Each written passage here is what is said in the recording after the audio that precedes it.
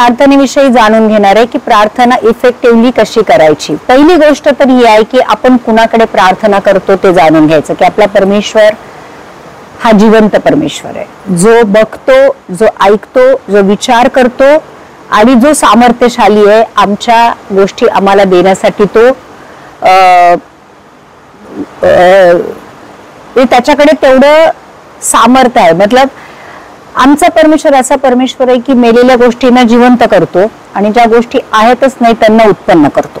हा कुठलाही परमेश्वराविषयी दावा करू शकत नाही की कोणी मेलेल्यांमध्ये जीवन टाकेल किंवा कोणी ज्या गोष्टी आहेतच नाहीत त्या गोष्टी उत्पन्न करेल। तर आमचा असं सर्व सामर्थी, सर्व ज्ञानी, सर्व व्यापी परमेश्वर आहे आणि म्हणून आम्ही जेव्हा देवाकडे प्रार्थना करतो तर आमच्या प्रार्थनेमध्ये एक विश्वास असला पाहिजे, कारण आम्ही कुणाकडे प्रार्थना करतो जेव्हा आम्हाला कळतं तेव्हा आम्ही विश्वासाने प्रार्थना करतो, हक्काने प्रार्थना करतो आणि मग आम्ही प्रार्थनेचं उत्तर मिळेपर्यंत धीराने सहन पण करतो। सो प्रार्थना ख्रिस्ती जीवनाचा एक जिवंत भाग आहे। आत्मिक दृष्ट्या जिवंत राहण्यासाठी, परमेश्वराबरोबर नेहमी कनेक्टेड राहण्यासाठी आम्हाला लगातार नेहमी प्रार्थनेमध्ये बनून राहिलं पाहिजे। आणि प्रार्थनेचं उत्तर मिळण्यासाठी 4 बेसिक गोष्टी आम्हाला लक्षात घेतल्या पाहिजे की परमेश्वर नेहमी आपल्या वेळेनुसार प्रार्थनेचं उत्तर देतो। परमेश्वर आपल्या पद्धतीने प्रार्थनेचं उत्तर देतो। तुम्ही मागताय म्हणजे सगळ्याच गोष्टी तुम्हाला मिळतील आणि जशा मागताय तशा मिळतील, ऍब्सोल्युटली नाही। तो त्याच्या पद्धतीने देतो, त्याच्या पद्धतीने देतो। परमेश्वर आपल्या सामर्थ्याच्या अनुसार आम्हाला आमच्या प्रार्थनेचं उत्तर देतो। लक्षात घ्या प्रियांनो, त्याचं सामर्थ्य जेवढं आहे, म्हणजे आम्ही नेहमी 10-5 रुपये चिल्लर मागायला जातो पण परमेश्वर आम्हाला लाखो करोड देऊ इच्छितो, तो त्याच्या सामर्थ्याच्या अनुसार आम्हाला उत्तर देतो आणि परमेश्वर त्याच्या योजनेनुसार उत्तर देतो। सो प्रार्थना आपण मत्तयकृत शुभवर्तमानचं जर आम्ही 6व्या अध्यायाचं 5वं वचन काढतो तर परमेश्वराचं वचन इथं सांगतं की जेव्हा जेव्हा तुम्ही प्रार्थना करता तेव्हा तेव्हा ढोंग्यासारखे असू नका, कारण लोकांनी आपल्यास पाहावे म्हणून सभास्थानात व चव्हाट्यावर उभे राहून प्रार्थना करणे त्यास आवडते। मी तुम्हास खचित सांगतो की ते आपले प्रतिफळ भरून पावले आहेत। परमेश्वराचं वचन सांगतो जेव्हा आम्ही पब्लिक मध्ये प्रार्थना करतो आणि जेव्हा आम्ही एकांतामध्ये प्रार्थना करतो त्याचं स्वरूप कम्प्लिटली वेगळं असतं। जेव्हा आम्ही लोकांमध्ये प्रार्थना करतो तेव्हा आमचे शब्द मोठे असतात, त्याच्यामध्ये बडेजाव असतो, त्याच्यामध्ये थोडा गर्व असतो, त्याच्यामध्ये थोडे मी किती चांगल्या प्रकारे प्रार्थना करतो हे दाखवण्याचा प्रयत्न असतो। तर परमेश्वर म्हणतो अशी प्रार्थना तो ऐकत नाही, त्यांचे प्रतिफळ ते पाहून चुकले। म्हणून म्हणतो की जेव्हा प्रार्थना करतो तेव्हा ढोंग्यासारखे असू नका। म्हणजे आम्हाला प्रार्थना करायची एक पण आम्ही बोलतोय दुसरं, तर ढोंग्यासारखी प्रार्थना करू नका। आणि आपल्याला लोक पाहतात, 4 लोक आमची प्रार्थना ऐकतात म्हणून ते प्रार्थनाच्या मोठ्या मोठ्या लांबलचक मोठे मोठे शब्द टाकून असे करू नका। तुम्ही असं कराल तर त्याचं प्रतिफळ ते भरून पावले, म्हणजे परमेश्वर त्यांची प्रार्थना ऐकत नाही, त्याच्याकडे कान देत नाही। पुढे तो म्हणतो की 6वं वचन, तू जर जेव्हा जेव्हा प्रार्थना करतोस तेव्हा तेव्हा आपल्या खोलीत जा व दार लावून घे, आपल्या गुप्तवासी पित्याची प्रार्थना कर, म्हणजे तुझा गुप्तदर्शी पिता तुला तिचे प्रतिफळ देईल। याचा अर्थ असा आहे की परमेश्वराबरोबर 1 to 1 बाते कर, बोल। जेव्हा पण प्रार्थना करायची आहे तर एकांतात जा, जर जमत असेल तर एका खोलीमध्ये जा, दरवाजा बंद कर आणि परमेश्वराबरोबर गुप्त गोष्टी कर। म्हणजे गुप्त स्थळी जाऊन तुझं जे हृदय आहे ते प्रकट कर। समजा आता मला प्रार्थनेमध्ये माझ्या एखाद्या पापाची कबुली द्यायची आहे, माझ्या चुकीची कबुली द्यायची आहे, किंवा मी खूप डिप्रेशन मध्ये आहे, मला खूप जरूरत आहे, माझी जी मानसिक किंवा माझी आत्मिक हालत चांगली नाहीये आणि मी जेव्हा लोकांसमोर प्रार्थना करणार तर मी तशी प्रार्थना करू शकेल का?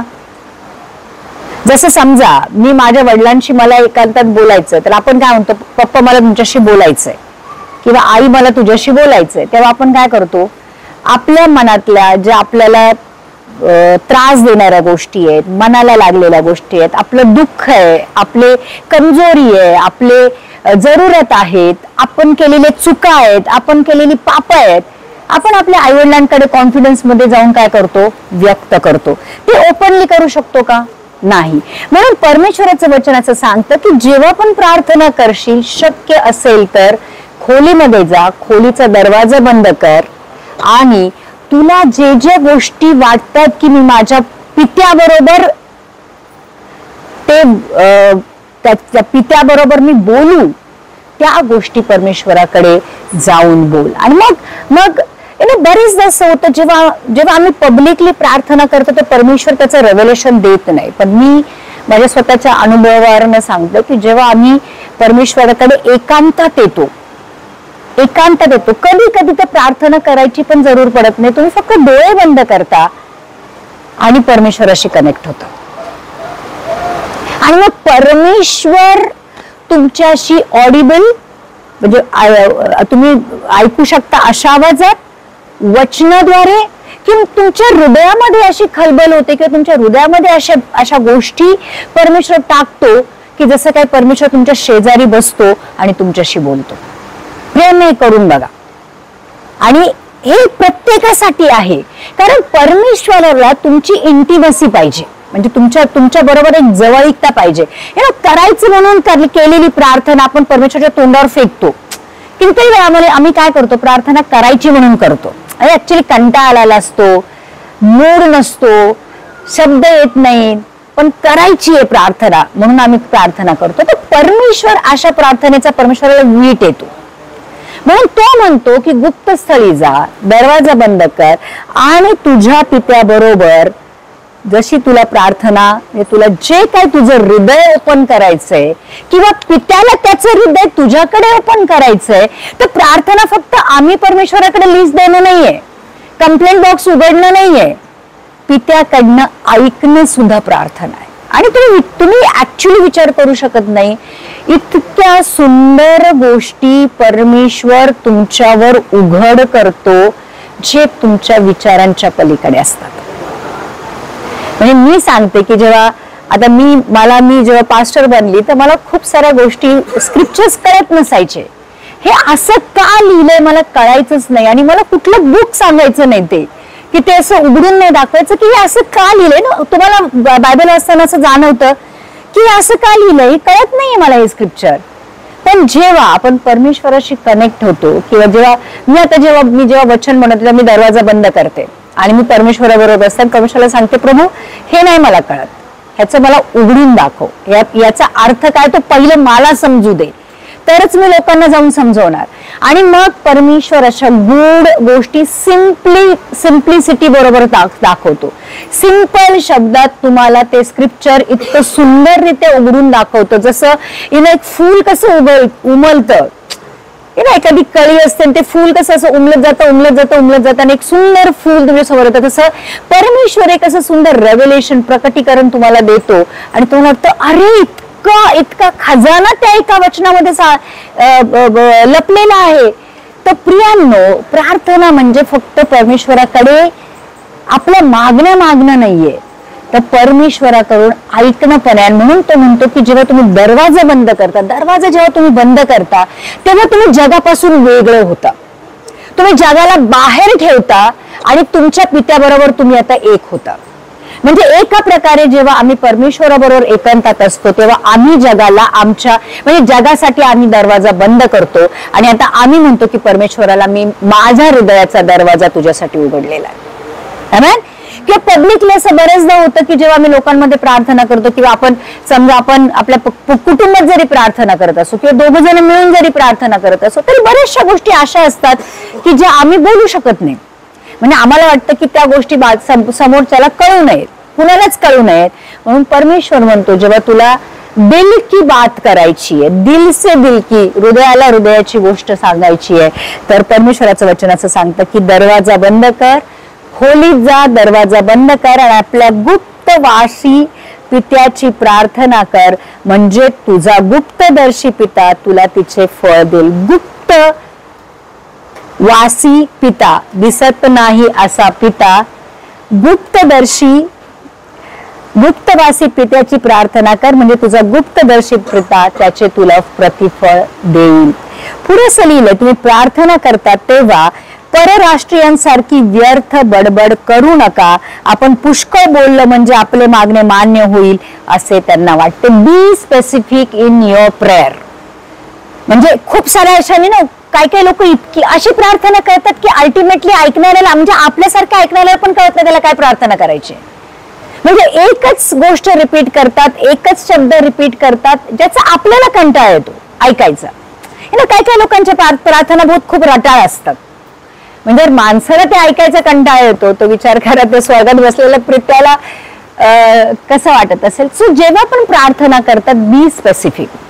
होत असेल तर वचन घेऊन प्रार्थना करा, कारण वचनाद्वारे केलेली प्रार्थना पवित्र आत्म्याला लवकर कळते आणि पवित्र आत्मा लवकर येशूकडे घेऊन जातो आणि येशू लगेच पित्याकडे देतो, कारण त्यांना वचनाची भाषा कळते. कारण ते येशू वचन आहे, लिहिलंय की येशू वचन आहे. ती पवित्र आत्म्याला पण वचनाची भाषा कळते. आणि मग जेव्हा वचनाद्वारे परमेश्वराकडे प्रार्थना करतो पित्याकडे, तेव्हा पित्याला ती वचन खरी करावी लागतात, कारण परमेश्वर आपल्या वचनापासून वचनाला डावलू शकत नाही. कळालं? म्हणून जेव्हा पण प्रार्थना करता, कुठलीही गोष्ट असेल, समजा आजारी आहे कोणी, की प्रभू तुझ्या कोडे खाल्ल्याने, येशू तुझ्या कोडे खाल्ल्याने किंवा तुझे जखमी झाल्याने आमचे आजार बरे होतात, तुझं वचन सांगतं माझा हा आजार आहे किंवा याचा हा आजार आहे, त्याला त्या आजारातून तू बरं कर. समजा कुणावर श्राप आहे, तर प्रभू तुला वेशीच्या बाहेर त्या लाकडावर त्या क्रुसावर टांगलं गेलं, कारण जे श्रापित असतात त्यांना काठावर टांगलं जातं. तू आमचे सगळे श्राप त्या क्रुसावर घेतले, त्याच्या बदले तुझे आशीर्वाद तू आम्हाला दिले. प्रभू माझ्या जीवनातले सगळे श्राप तू काढून टाक आणि तुझ्या आशीर्वादामध्ये मला सामील कर. स्पेसिफिक, बरोबर. जास्त वायफाय बडबड करायची नाही. काही लोक तास प्रार्थना करतात, म्हणजे मला कळत नाही की लोक एवढं काय बोलत असतील देवाबरोबर. म्हणजे मी I am not against them, मी त्यांच्या विरुद्ध नाहीये. काही लोक नाईट प्रेयर असते, पूर्ण रात्रभर प्रार्थना करतात. हा, त्यांचे सब्जेक्ट तसे असतात की बाबा एवढ्या सगळ्या सब्जेक्ट साठी ते प्रार्थना करतात. No doubt, I am not against that. पण माझं असं म्हणजे परमेश्वराचं वचन पण असं सांगतं की वायफाय बडबड करू नका, परंतु स्पेसिफिकली तुम्हाला काय पाहिजे ते परमेश्वराकडे आपलं मागणं ऐका. काय लोकांना असं वाटतं की खूप मोठी प्रार्थना केली ना की परमेश्वर ऐकेल. बरोबर. आता आमच्या 1 तासाच्या प्रार्थनेमध्ये परमेश्वराला शोधावं लागतं काय पाहिजे, काय पाहिजे, काय पाहिजे, काय पाहिजे. जसं एक विद्यार्थी असतो, तो निबंध लिहितो आणि एवढ्या निबंधामध्ये एवढा मोठा निबंध लिहितो, त्या टीचरला शोधावं लागतं की विषयाच्या अनुरूप त्याच्यामध्ये काय लिहिलंय आणि मग अकॉर्डिंगली त्याला मार्क्स द्यावे लागतात. सो 10 ओळीचा निबंध लिहा, पण सब्जेक्टला अनुसरून लिहा. पूर्ण जगाला फेरी मारून असं करायचं नाही. म्हणजे परमेश्वराचं वचन सांगतं की खूप परराष्ट्रीय जे लोक असतात ते बडबड करतात, पुष्कळ बोललं म्हणजे आपले मागणे मान्य होईल असे नाही. एक गोष्ट लक्षात घ्या प्रियांनो, मागण्याच्या आधी परमेश्वराला माहिती आहे की तुम्हाला काय पाहिजे. बरोबर. परमेश्वराला माहिती, सर्व ज्ञानी परमेश्वर आहे, अंतर्यामी परमेश्वर आहे. बरोबर. त्याला तुम्हाला उद्या काय पाहिजे की तुमच्या तो म्हणतो की तुझ्या हृदयाच्या ज्या इच्छा आहेत, काही गोष्टी आम्हाला पाहिजे असतात. म्हणजे आपल्याला असं वाटतं की माझ्या deep down in my heart there is a desire, म्हणजे हृदयाच्या सगळ्यात खालच्या कप्प्यामध्ये आपली एक इच्छा असते, कधी छोटी असते कधी मोठी असते. तर परमेश्वर म्हणतो ती जी सुप्त इच्छा आहे, ती जी गुप्त इच्छा आहे, ती सुद्धा मी जाणतो. सो परमेश्वर तुमच्या हृदयाला स्कॅन करू शकतो, परमेश्वर तुमच्या हृदयात काय चाललंय ते सगळं बघू शकतो.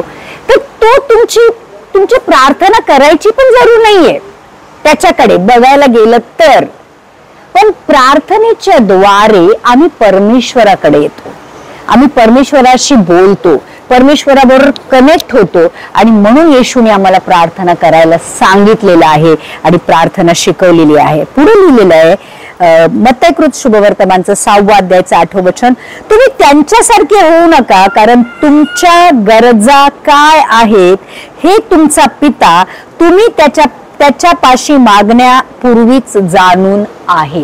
पण परमेश्वराला तुमच्या तोंडून ऐकायचंय, बरोबर. खूपदा म्हणजे आम्ही आता आई वडील आहोत, तर आम्हाला माहिती असतं की जेव्हा माझी मुलगी माझ्याकडे येऊन मला म्हणते, मम्मी मला हे पाहिजे, मला माहितीये तिला पाहिजे, पण जेव्हा ती तिच्या तोंडाने मागते तेव्हा आम्हाला तिला मागताना बघून, हक्कानी मागताना बघून आम्हालाही बरं वाटतं. म्हणजे जे आई वडील असतात त्यांना माहितीये. सो पित्याला सुद्धा असं वाटतं की माझं लेकरू माझ्याकडे यावं, माझ्याकडे हक्काने मागावं, माझ्याकडे विश्वासाने मागावं, माझ्याकडेच यावं. आपल्याला असं वाटतं की परमेश्वराला सगळं माहिती आहे, मग बोललंच पाहिजे का? हा, बोललंच पाहिजे आणि मागितलंच पाहिजे, कारण तो मागा म्हणजे मिळेल. तर मागितलं पाहिजे, कारण जेव्हा तुम्ही तोंडाने मागता ते एका प्रकारे तुम्ही कबूल करता की ती तुमची जरूर आहे. तुम्ही कबूल करता की विश्वासाने की प्रभू धन्यवाद, तू माझी प्रार्थना ऐकली आणि तू माझ्या प्रार्थनेचं उत्तर दिलं. मतलब जेव्हा आम्ही हृदयातल्या गोष्टी ओठांवर आणून विश्वासाने त्या सील करतो, तेव्हा परमेश्वराला पण ते मॅन्डेटरी असतं की त्याने त्याचं उत्तर द्यावं. आणि मग प्रभूने शिकवलेली प्रार्थना अशी आहे की ह्यास्तव तुम्ही या प्रकारे प्रार्थना करा, हे आमच्या स्वर्गातील पित्या. 2 गोष्टी याच्यामध्ये आहे. एक आहे, आम्ही ज्याच्याकडे मागतो तो कुठे आहे? तो इथला कुठलाही परमेश्वर नाही, तो स्वर्गात बसलेला पवित्र परमेश्वर आहे. आणि आम्ही कुणाकडे मागतोय? पित्याकडे, आमच्या स्वर्गातील पित्याकडे. आमचा असली बाप, ज्याने आमच्यामध्ये आत्मा टाकलेला आहे, तो स्वर्गात आहे. आमचे जे आई वडील आहेत ते शारीरिक माता पिता आहेत, पण आमचा आत्मिक पिता वरती स्वर्गात बसलेला आहे. आणि जेव्हा आम्ही पित्याच्या हक्काने मागतो, हे ना, आम्हाला अशी प्रार्थना करायची सवय असते की परमेश्वर एका अशा उंच स्थानी बसलेला आहे, खूप सामर्थ्य आहे, अतिपवित्र आहे, आम्ही त्याच्यापर्यंत पोहोचू शकत नाही, आम्ही एकदम त्याच्या समोर किडे मकोडे आहोत, आम्ही पापी आहोत, आम्ही दुर्बल आहोत, आम्ही निर्बल आहोत, आमची काही औकात नाहीये, तरी आम्ही परमेश्वराकडे जातोय. हे परमेश्वराला नकोय. परमेश्वर म्हणतो तू असशील, जसं तू समजतो तसं तू असशील, पण जेव्हा तू माझ्याकडे येशील तेव्हा तू मला पित्या म्हणायचं, बरोबर. जेव्हा आम्ही आमच्या वडिलांकडे येतो, लहानपणी आपण जेव्हा आपल्या वडिलांकडे जायचो तेव्हा आम्ही आमचा हट्ट पुरवून घ्यायचो, बरोबर.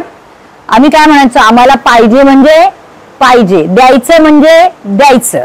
म्हणजे परमेश्वराला असं वाटतं की जेव्हा तुम्ही माझ्याकडे याल तेव्हा एका पुत्राच्या नात्याने या, मी तुमचा पिता आहे या अधिकाराने या, या प्रेमाने या, त्या हक्काने या. ओके, म्हणून इथे लिहिलेलं आहे की यास्तव तुम्ही या प्रकारे प्रार्थना करा, आमच्या स्वर्गातील पित्या. म्हणजे आम्ही परमेश्वराबरोबर एक नातं प्रस्थापित करतो, असं नाही. बघा, ऐका, पित्या आणि पुत्राचं नातं हे रक्ताचं नातं असतं, बरोबर. आमच्या आणि पित्यामध्ये एकच रक्त वाहत असतं. जेव्हा आम्ही आमच्या पित्याशी कनेक्टेड राहतो, आमचं आत्मिक नातं पण आहे आणि आमचं रक्ताचं नातं पण आहे. येशूच्या रक्ताद्वारे आम्ही जोडले गेलेलो आहोत. येशूने पित्यामधली आमच्यामधली दुश्मनी भिंत तोडून टाकली आणि आम्हाला त्या रक्ताने जोडलेलं आहे. आणि मग जेव्हा परमेश्वराने आमची पाप माफ करून आम्हाला ऍज अ पुत्र म्हणून स्वीकारलं, तेव्हा त्या पुत्राचा आत्मा आमच्यामध्ये टाकलेला आहे. सो आमचं रक्ताचं पण नातं आहे आणि आमचं आत्म्याचं पण नातं आहे. सो आम्ही हक्काने परमेश्वराकडे येऊ शकतो आणि प्रार्थना करतो. पुढे लिहिलंय की तुझे नाव पवित्र मानले जावं. दुसरी गोष्ट ही आहे, जेव्हा आम्ही पित्याकडे येतो त्याचं स्थान आणि त्याचं आमच्या जीवनातलं स्थान, त्याचं जे भौतिक स्थान आहे की तो स्वर्गात आहे आणि आमच्या जीवनातलं स्थान की तो आमचा पिता आहे. तिसरी गोष्ट, तुझे नाव पवित्र मानले जावं. जेव्हा आम्ही आमच्या बापाकडे जरी येत असलो तरी ही गोष्ट लक्षात ठेवली पाहिजे की तो पवित्र आहे, तो अति पवित्र आहे. लक्षात घ्या, पवित्रता काय आहे आपल्याला स्वर्गामध्ये गेल्यावर कळेल की तो किती अतिपवित्र आहे. कारण आम्ही ती पवित्रता आतापर्यंत अनुभवलेली नाहीये. म्हणजे आम्ही पवित्र आत्मा आमच्यामध्ये आहे, पण ऍक्च्युअली मध्ये बघा, यूहन्ना जो येशू ख्रिस्ताच्या इतका जवळ राहायचा की त्याच्या छातीवर डोकं ठेवून झोपायचं है ना. यूहन्ना लिहिलं आणि ज्यांनी प्रकटीकरण लिहिलं, पण तोच यूहन्ना जेव्हा पॉटिमसच्या त्या बेटावर त्याला टाकलं गेलं आणि त्यांनी त्याला जेव्हा परमेश्वराने त्याला प्रकटीकरण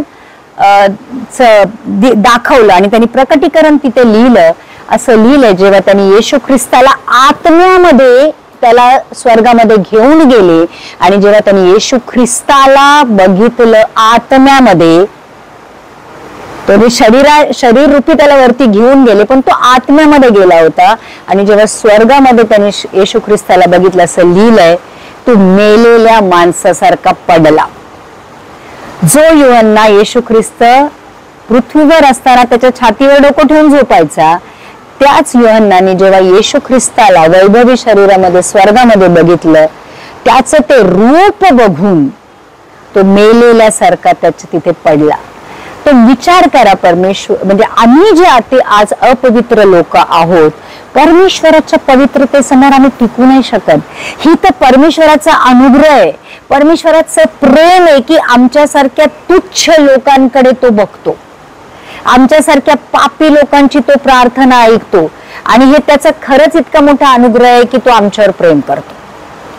आमच्यावर आमची लोक प्रेम करत नाहीत, पण आम्हाला नाकारतात, आम्हाला धिक्कारतात, आम्हाला काय काय करतात आम्हालाच माहिती आहे. पण तो परमेश्वर ज्याने दुनिया बनवली, तो आमच्या प्रेमाचा भुकेला आहे. म्हणून जेव्हा पण आम्ही परमेश्वराच्या उपस्थितीमध्ये जातो, कधीच हे विसरायचं नाही की तो अति पवित्र परमेश्वर आहे. म्हणजे त्याच्या समोर बोलताना जर तुम्ही प्रधानमंत्र्याच्या समोर जाल किंवा एखाद्या चीफ मिनिस्टरच्या समोर जाल किंवा एखाद्या कुठल्या पोलीस ऑफिसरच्या समोर जाल किंवा एखाद्या कुठल्या मिलिटरीच्या ऑफिसर समोर जाल, बडबड कराल, काही पण बोलाल, कारण त्यांचा जो अधिकार आहे, त्यांचा जो रुतबा आहे, त्यांचं जे पोझिशन आहे, आपण त्याला झुकून बोलणार ना. आम्ही बोलताना किती कमी बोलू.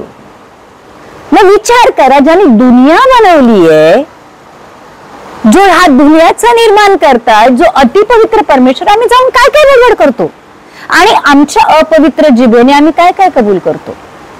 यशायाला जेव्हा परमेश्वराचं हे झालं, परमेश्वराने दर्शन दिलं, तो म्हणतो की हे मी अपवित्र जिभेचा मनुष्य आहे, हाय हाय माझ्यावर हाय हाय म्हणतो तो.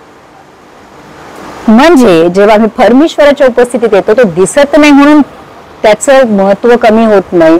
जेव्हा पण परमेश्वराकडे येतो प्रियांनो, आम्हाला तो अति पवित्र आहे हे हृदयामध्ये जाणलं पाहिजे आणि त्याच्या पवित्रतेला स्मरून आम्हाला त्याच्याकडे प्रार्थना केली पाहिजे. आमच्या अमंगळ, आमच्या अपवित्र जिभेतून अशा गोष्टी नाही निघाल्या पाहिजे की ज्या परमेश्वराच्या नावाला खाली घेतील.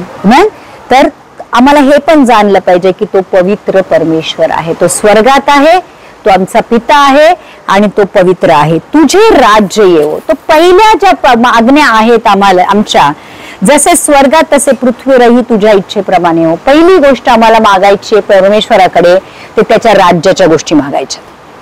पहिले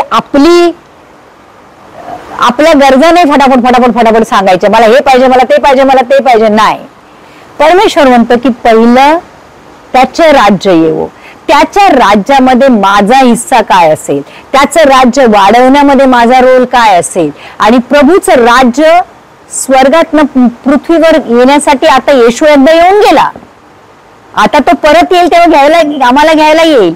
पण बाय द टाइम जो टाइम दिलेला आहे, जे स्वर्गीय राज्य आम्हाला कळलेलं आहे, जे आमच्यामध्ये टाकलेलं गेलेलं आहे पवित्र आत्म्याच्या द्वारे, वचनाद्वारे आम्हाला जे कळतंय ते आम्हाला या दुनियामध्ये स्प्रेड करायचंय.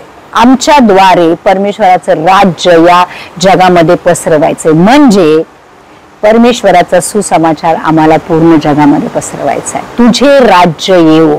जो येशू मला कळाला, मी माझा येशू घेऊन शांत नाही बसायचं की बाबा माझं कल्याण झालं, माझा उद्धार झाला, आता मला काही घेणं देणं नाही. येशूची मी वाट बघतोय, माझी प्रार्थना करतोय, माझं वचन वाचतोय, माझा मी चर्चला जातोय. I don't care about the world. No, तुझे राज्य येवो म्हणजे जे राज्य मला मिळालंय ते मी जगामध्ये जाऊन वाढलं पाहिजे. म्हणजे परमेश्वराच्या राज्यासाठी पहिली प्रार्थना केली पाहिजे. आणि नंतर लिहिलंय, जसे स्वर्गात तसे पृथ्वीवरही तुझ्या इच्छेप्रमाणे हो. याचा अर्थ आहे की स्वर्गात परमेश्वराची काय इच्छा आहे ती मला जाणली पाहिजे. माझ्या जीवनासाठी परमेश्वराची काय इच्छा आहे ती जाणली पाहिजे. माझा परमेश्वराच्या राज्यामध्ये, माझा परमेश्वराच्या देहामध्ये कुठला रोल आहे हे मला जाणलं पाहिजे. आणि मग परमेश्वराची इच्छा पूर्ण करणार. कारण वचन क्लिअरली सांगतं, हे प्रभू बोलणारे नाही, परंतु पित्याची इच्छा जाणून पुरे करणारे परमेश्वराच्या राज्यामध्ये प्रवेश करतील. हे राज्य आहे. परमेश्वर त्याचा गव्हर्नर आहे, परमेश्वर त्याचा राजा आहे. प्रियांनो, तर ते जे राज्य आहे, आम्ही जर त्या राजाचे पुत्र आहोत, तो जो राजा आम्हाला भेटलाय त्याचं राज्य आम्हाला या जगामध्ये घेऊन यायचं. म्हणजे जशी त्याची इच्छा स्वर्गामध्ये आहे. बघा, जेव्हा परमेश्वराने अदन वाटिका बनवली आदामासाठी, ती अदन वाटिका स्वर्गाचं कम्प्लिटली प्रतिरूप होतं. म्हणजे देवाने काय केलं, बाबा स्वर्ग माझ्यासाठी, आदामा आणि पृथ्वी तुझ्यासाठी. बरोबर, म्हणजे तो स्वर्गामध्ये तो राहणार, पण त्याला माहित होतं की अरे मी स्वर्गामध्ये राहतोय, पण आदाम जो माझा पुत्र आहे, मी त्याला स्वर्गाच्या प्रतिरूपाची अदन वाटिका त्यांनी बनवली. म्हणजे देवाने काय केलं, जशी त्याची इच्छा स्वतःसाठी होती ती त्यांनी आदामासाठी इथे पूर्ण केली, पण पापामुळे सगळं तहस नहस झालं. पण आता आम्ही जी देवाची लेकरं आहोत, जशी स्वर्गात पित्याची इच्छा आहे तशीच आम्हाला ती पृथ्वीवर पूर्ण करायची. याचा अर्थ असा आहे की प्रत्येक दिवसासाठी आमच्या पित्याच्या जवळ बसून आम्हाला हे विचारायचंय की प्रभू, आज तुझी माझ्यासाठी काय इच्छा आहे, आज मी तुझ्यासाठी काय करावं हे तू मला सांग आणि तू मला माझ्यावर प्रकट कर, माझ्यावर मला गाईड कर. कोणासाठी प्रार्थना असेल, कोणाला जाऊन भेटणं असेल, कुणाची मदत करणं असेल, चर्चमध्ये येणं असेल, वचनाचं रेव्हेलेशन असेल, तर जी पण परमेश्वराची इच्छा आहे ते आपण असं प्रार्थना करायची की जसे स्वर्गात तसे पृथ्वीवरही तुझ्या इच्छेप्रमाणे हो, आणि त्या इच्छेमध्ये मी सामील असू दे. ती नंतर चले की आमची रोजची भाकर आज आम्हास दे. परमेश्वराचं वचन इथे सांगतं की आजच्या दिवसासाठी मागा, उद्यासाठी, 10 वर्षासाठी, 15 वर्षासाठी, 20 वर्षासाठी मागू. भाकर म्हणजे तुमच्या गरजा. प्रभू, आज जे माझ्या गरजा आहेत, पैशाची गरज, कपड्यांची गरज, जेवणाची गरज, पोरांची गरज, आमची मानसिक, आत्मिक, शारीरिक गरज आजच्या दिवसासाठी जी आहे ती पुरी कर. कारण आमचा परमेश्वराची दया दररोज नवीन असते, ती शिळी कधी होत नाही. बरोबर, मग परमेश्वर दररोज तुम्हाला नवीन पुरवठा करतो. सो परमेश्वराला मागायचं की प्रभू, आजच्या ज्या माझ्या गरजा आहेत तुझ्या स्वर्गीय भांडारातून त्या तू पूर्ण कर. रोजची भाकर दे म्हणजे दररोज जे माझ्या जरूरत आहेत त्या तुझ्या स्वर्गीय भांडारातून तू पूर्ण कर. आणि जसे आम्ही आमच्या ऋणास ऋण सोडले तशी तू आमची ऋणे आम्हास सोड. सगळ्यात महत्वाची प्रार्थना, ज्यांच्या विरुद्ध जे पण आहे त्यांना माफ करून टाकायचं. दररोज आपलं खातं कमी करायचं. जसं मी माझ्या अपराधांना, माझ्या ऋणांना ऋण त्यांची सोडली, त्यांचे अपराध माफ केले, प्रभू तसेच तू माझे अपराध माफ कर. म्हणजे माझी पाप जर माफ करायची असेल तर मला दुसऱ्यांची पाप माफ केली पाहिजे. म्हणजे मी फक्त मला असं वाटलं की प्रभू मी हे केलं मला माफ कर. नाही, प्रभू त्यांनी पण माझ्या विरुद्ध ते केलं, पण मी त्याला माफ केलं म्हणून तू मला माफ कर. आमेन. तर दररोज आपलं खातं कसं कमी करायचं की दुसऱ्यांना माफ करून आपलं खातं खाली करायचं. आणि आम्हास परीक्षेत आणू नको, तर आम्हास वाईटापासून सोडव. सगळ्यात महत्वाची प्रार्थना. जे टेम्पटेशन आहेत या जगामध्ये, जे डोळ्यांनी आम्ही बघतो त्याच्यामुळे आम्ही परीक्षेत पडतो. बरोबर, खूप सारे वाईट रिलेशनशिप ह्याच्यामुळे होतात की आपण काहीतरी वाईट बघतो, वाईट नजरेने बघतो, वाईट वाचतो, वाईट ऐकतो, वाईट बोलतो, वाईट हृदयामध्ये ठेवतो, वाईट विचार करतो, तर इथं लिहिलंय की आम्हाला परीक्षेत आणू नको. म्हणजे माझ्या डोक्याच्या केसापासून पायाच्या नखापर्यंत सगळ्या सिस्टम तुझ्या रक्ताने साफ कर. समोर पाप दिसत असलं तरी मला त्याच्या मोहात पाडू नको, मला परीक्षेत आणू नको, परंतु वाईटापासून वाचव. आजकाल घसरण्याचं प्रमाण खूप जास्त आहे, कारण शैतान 24 hours 24/7 ऍक्टिव्ह आहे, सुपर ऍक्टिव्ह आहे. मी नेहमी सांगते की शैतान आजकाल ओव्हर टाइम करत आहे. काही पण उघडा, तो तिथं बसलेला आहे तुम्हाला पकडण्यासाठी. आता तुम्ही त्याला किती हात देताय, किती उंगली देताय, किती स्वतःला देताय, ते त्याच्या ताकमध्येच आहे, त्याच्या वाटच बघत आहे. बरोबर, एक फक्त एपिसोड बघतो. लोक नेटफ्लिक्सवर बोलतात 10 कधी संपतात त्यांना कळत सुद्धा नाही. पण असं कधी होत नाही, मी एक चॅप्टर वाचतो आणि 10 कधी संपतात, असं होतं का कधी? एक चॅप्टर वाचता वाचता मुश्किल होते, कधी संपतोय कधी आम्ही वर्सेस बघतो. या चॅप्टर मध्ये किती किती वचन आहेत बाबा, अच्छा एवढी वाचायची आहेत. पण तेवढेच फेसबुकवर पोस्ट धडाधड धडाधड किती पोस्ट वाचून होतात आणि किती व्हिडिओज बघून होतात, आम्हाला तरी कळतं. परमेश्वर हे सगळे बरे तुम्ही चांगले व्हिडिओ बघताय, काहीतरी हे बघताय, पण तुम्ही टाइमपास करताय. तुम्ही जो टाइम परमेश्वराला दिला पाहिजे तो टाइम चोरून तुम्ही शैतानाला देताय ना. तर असं लिहिलेलं आहे की आम्हास परीक्षेत आणू नको, हे प्रार्थना करा. मग तुमच्यावर जसं तुम्ही बोलणार नाही की प्रभू आम्हाला परीक्षेत आणू नको, पण आम्हाला वाईटापासून वाचव, परमेश्वराचं हेज ऑफ प्रोटेक्शन तुमच्यावर येणार. लिटरली परमेश्वर त्याचं एक प्रोटेक्शनचं रिंग तुमच्या बरोबर टाकणार. शैतान तुमच्याकडे बघू पण शकणार नाही. हात लावायची गोष्ट तर वेगळीच. समजा त्यांनी समोर जरी टाकलं तरी तुमच्या मधला पवित्र आत्मा त्यापासून तुम्हाला दूर घेऊन जाणार. बाबा तिथे ट्रॅप आहे, बाबा तिथे खड्डा आहे, पडशील, मरशील, लागेल, खर्चटेल. आपण आपल्या पोराला म्हणतो ना, असं पकडतो ना, असं घेऊन येतो, तिथे जाऊ नको, तिथे जाऊ नको, हे ना आपण बोलतो ना आपल्या पोरांना, तसं ते तसंच पित्या आम्हाला बोलतं की तिथे जाऊ नको, पकडून पकडून पकडून पकडून आम्हाला आणतो. बघा, आमचं आज दुष्टापासून संरक्षण कोण करतं तुम्हाला माहितीये? तुम्हाला वाटतं मी करतो, मी सगळ्यापासून वाचतो. ऍब्सोल्युटली नाही. वचन असं सांगतं की परमेश्वर स्वतः आमचं दुष्टापासून रक्षण करतो. You understand? आज जर आम्ही स्पिरिच्युअली, मेंटली, फिजिकली जर फिट आहोत, स्पेशली स्पिरिच्युअली, तर परमेश्वरांनी त्याचं सामर्थ्य आम्हाला दिलेलं आहे आज, म्हणून आम्ही ताकदवर आहोत आत्मिकरित्या. कारण परमेश्वर आमचं रक्षण करतो आणि परमेश्वर आमचा पुरवठा करतो.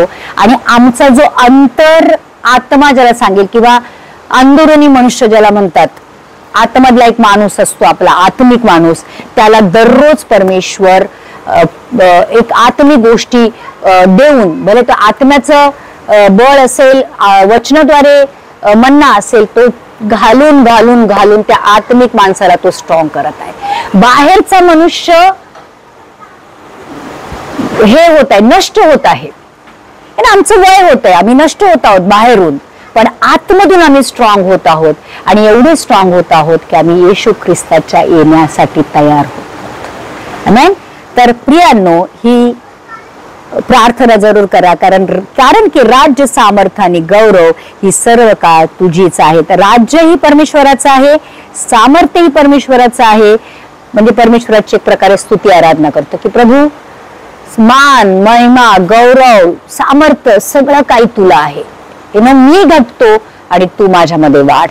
आणि पुढे लिहिलेलं आहे, कारण जर तुम्ही लोकांस त्यांच्या अपराधाची क्षमा केली तर तुमचा स्वर्गीय पिताही तुम्हाला क्षमा करेल, परंतु जर तुम्ही लोकांना क्षमा केली नाही तर तुमचा पिताही तुमच्या अपराधाची क्षमा करणार नाही. तुम्ही सगळं करणार, पण लोकांना माफ नाही करणार तर सगळ्यावर पाणी फिरणार. You understand? सगळी वचन पालन करणार, प्रार्थना करणार, उपवास करणार, सगळं करणार, सगळी जी धार्मिकता आहे ती पूर्ण करणार, पण जर तुम्ही कुणाला एखाद्याचं पाप माफ नाही करू, मी नाही करू शकत, त्यांनी लय मोठं पाप केलंय, त्यांनी मला शिवी दिली, त्यांनी माझा अपमान केला, त्यांनी मला लुटलं, त्यांनी माझं नुकसान केलं, त्यांनी मला शाप दिले, त्यांनी मला हे केलं, मी नाही माफ करणार. कितीही काही करा, तुमचं पाप माफ होणार नाहीत आणि तुमची प्रार्थना कधीच परमेश्वराकडे पोहोचणार नाही. म्हणून पहिला शब्द येशू ख्रिस्ताने जेव्हा क्रुसावर होता बोलला की हे पित्या यांना क्षमा कर, कारण हे जाणत नाहीत यांनी हे काय करत आहे. आम्हाला तेच करायचं. दुनिया काय करते, किती वाईट करते, किती माझ्याशी वाईट बोलते, किती माझ्याशी वाईट वागते, आम्हाला काही करायचं नाही. आम्हाला सांगितलंय माफ कर, त्याला त्याचं काम करू दे, माझं काम आहे माफ करणं. आणि म्हणून त्यांनी माफीबद्दल 2-3 वचनं इथे टाकलेली आहेत की जोपर्यंत आम्ही दुसऱ्यांची पापं माफ करत नाही तोपर्यंत आमची माफ होत नाही, आमची होत नाही तोपर्यंत परमेश्वराशी कनेक्ट होत नाही. सो पूर्ण मनाने जितण्यांनी जे पण केलेलं आहे त्यांना माफ करून टाका. आणि मग बघा तुम्हाला तुमच्या आत्मिक जीवनामध्ये किती मोठं स्वातंत्र्य, कारण आम्ही दुसऱ्यांच्या पापांचा बोज वाहत असतो, दुसऱ्यांच्या पापांचं ओझं आम्ही आमच्या हृदयामध्ये घेऊन दररोज रडत असतो, पडत असतो, कणत असतो, उदास होत असतो. दुसऱ्यांना माफ करून बघा किती आनंद होतो. Literally I am telling you. So प्रार्थना अशी करायला सांगितली आणि प्रार्थनेचा मूळ उद्देश परमेश्वराचं हे आहे की स्वर्गाशी कनेक्ट व्हायचं, स्वर्ग पृथ्वीवर आणायचं आणि पृथ्वीवर पण सुद्धा राजासारखं जगायचं ना. कारण आम्ही ज्याच्याकडे प्रार्थना करतो तो पिता जगाचं उत्पन्न करता आहे, आदी अल्फा आणि ओमेगा आहे, अंत आणि आदी आहे. तर विचार करा, जर अशा मोठ्या परमेश्वरा जर आमच्याकडे आहे, ज्याच्याकडे आम्ही दररोज प्रार्थना कधी पण करू शकतो, जस्ट विचार करा. कुठल्या मोठ्या अधिकाऱ्याला भेटायचं असेल तर तो आम्हाला अपॉइंटमेंट देतो, किती वाजता यायचं, तो आम्हाला ताटकळत ठेवतो 1, 2, 3 तास 4 तास. पण आमच्या पित्याकडे आम्ही कधीही येशूच्या रक्ताद्वारे येऊ शकतो. प्रेमानं किती मोठं प्रिव्हिलेज आहे, किती मोठी आमच्यासाठी सुसंधी आहे. आणि त्या संधी किती वेळा आम्ही डावलतो. आज जेव्हा आम्हाला प्रार्थनेचा सब्जेक्ट कळलेला आहे तो आपण प्रार्थना करू की प्रभू जशी प्रार्थना तू आम्हाला शिकवली त्याच्यासारखी प्रार्थना करण्यासाठी प्रभू आम्हाला तू मार्गदर्शन कर प्रभूची. आज पुन्हा एकदा प्रभू आम्ही तुझ्या चरणापाशी येत आहोत. तर प्रभू आज तुझ्या गहन गोष्टी तू आमच्यावर प्रकट कर प्रभू. आणि धन्यवाद देतो की प्रभू अशी सुंदरशी प्रार्थना तू आम्हाला करायला शिकवली. येशू आम्ही तुझे धन्यवाद करतो. येशूच्या नावात मागतो म्हणून तू आई. आमेन आमेन.